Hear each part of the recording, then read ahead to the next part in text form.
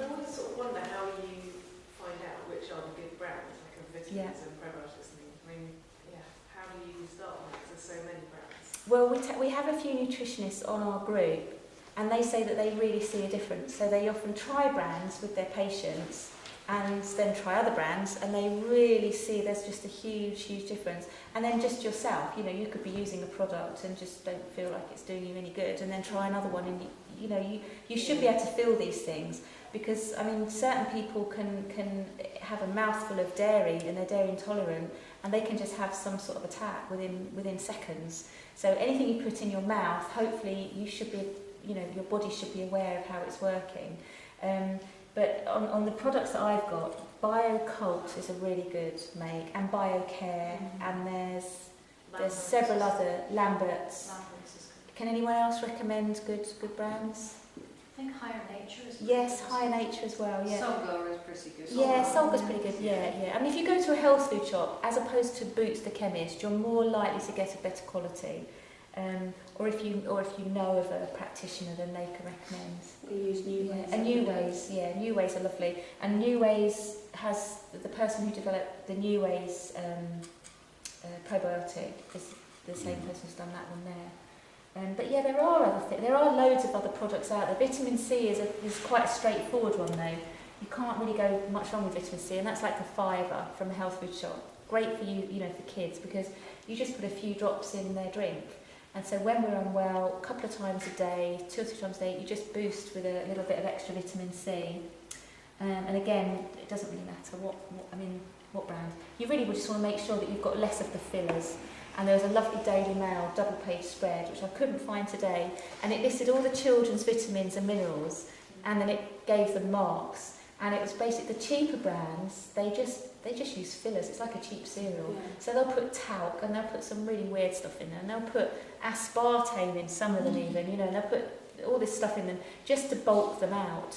And the sort of like the end result is that when your body is having some of these fillers, it's stopping your body absorbing these vitamins and minerals. So some of the cheap ones were actually doing you more harm than good, because they were stopping you absorbing minerals from your food. So if you're going to go for this, then it's much better to go for the higher end, and you're more likely to find that at a health food shop, and you're less likely to find it in a supermarket's own brand. That's sort of like the key, really. And generally, the quick ones are easy to absorb. Yes, the good quality ones are just, Lower quality tend to be manufactured and not actually natural sources of vitamin C. Yeah, it's amazing. I mean, I learned that vitamin E is a byproduct of the film industry.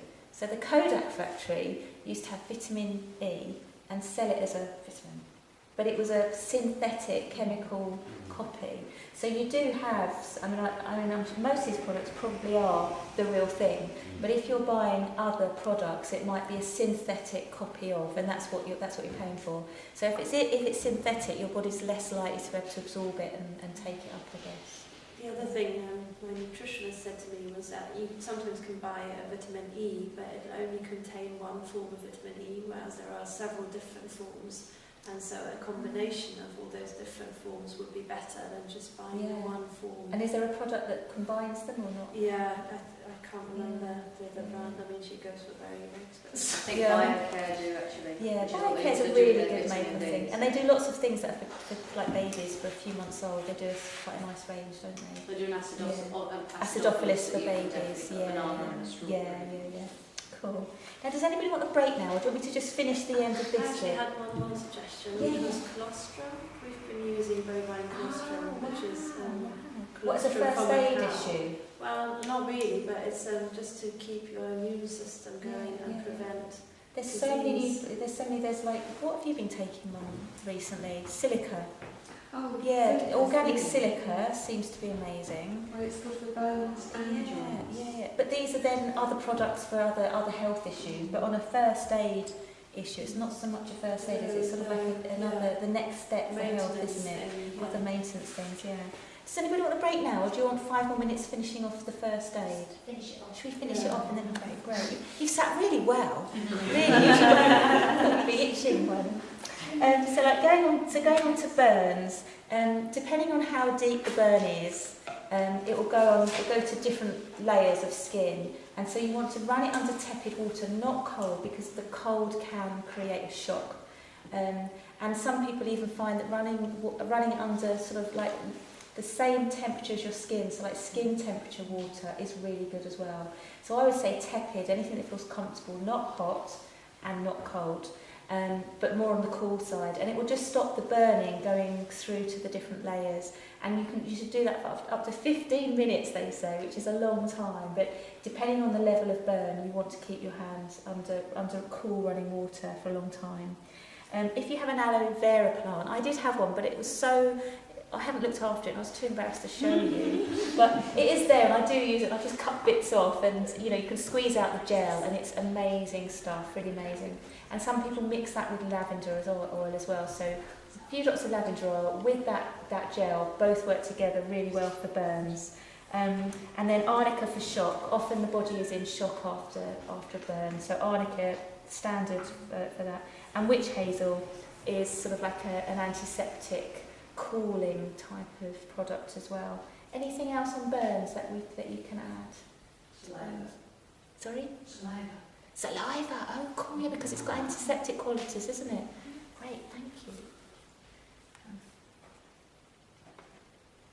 Okay, and then coming on to bites, insect bites, animal bites, etc.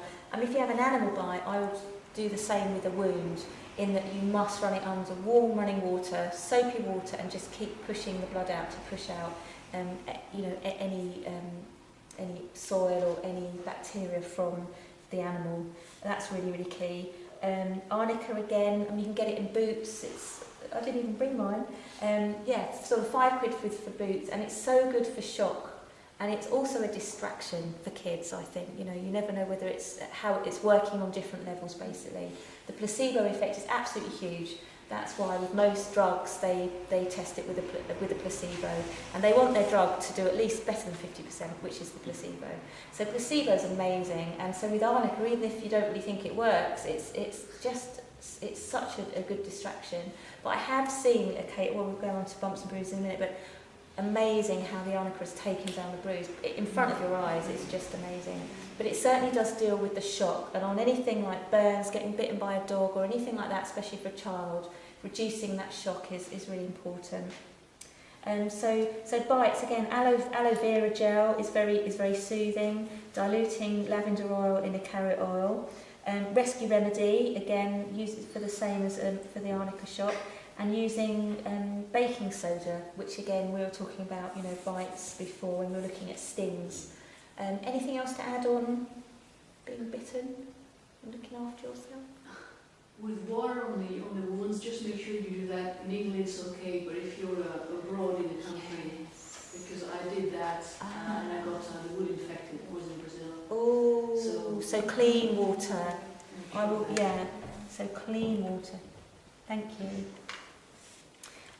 Bumps and bruises.